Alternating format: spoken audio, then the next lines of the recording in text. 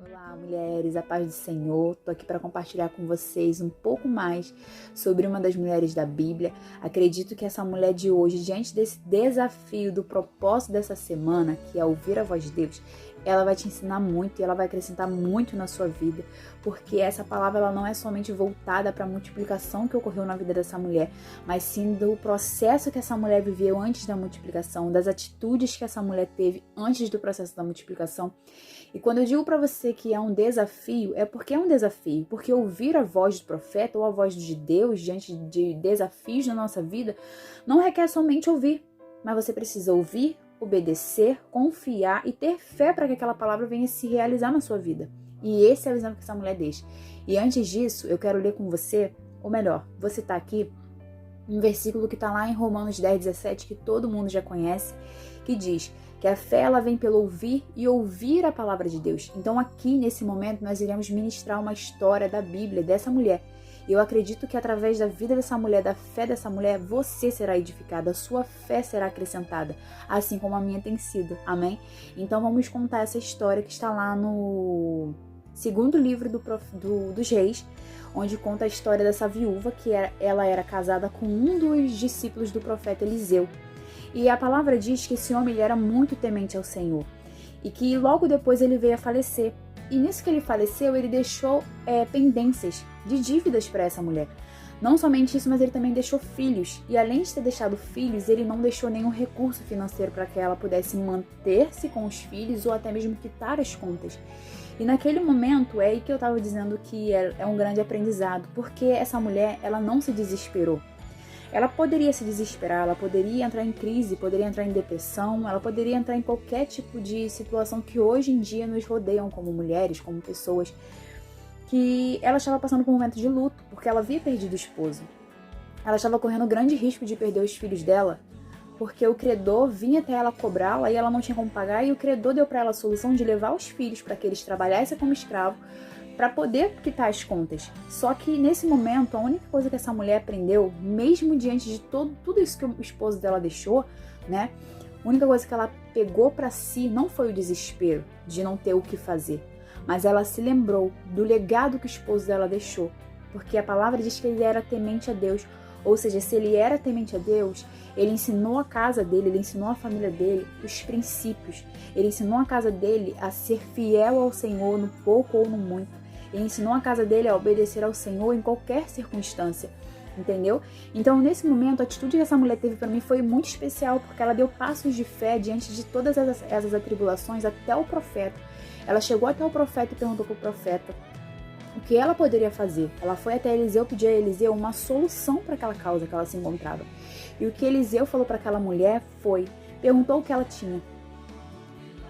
Tudo bem, isso já é conhecido, mas Eliseu naquele tempo era conhecido como um homem que operava muitos milagres através do poder de Deus na vida dele.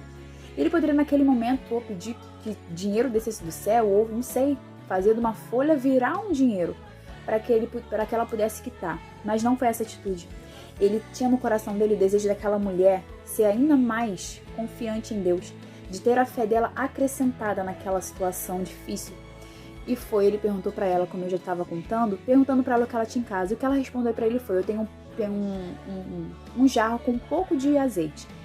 E o que ele falou para ela foi: vá para casa, pega seus filhos, peça muitas vasilhas aos seus vizinhos, entre para sua casa, feche a sua porta e ponha sobre cada vasilha um pouco de azeite.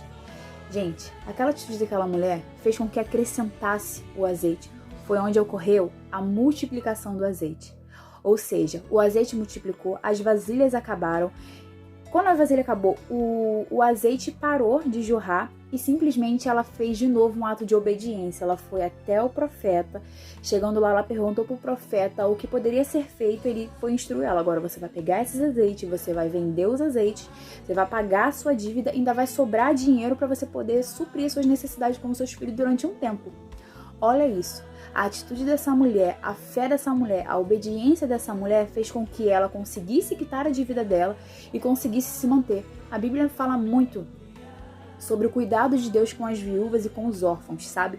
Isso tá lá em Tiago, capítulo 1, versículo 27, você pode ler, e também lá em Êxodo 22, do versículo 22 ao versículo 24, capítulo 22 também.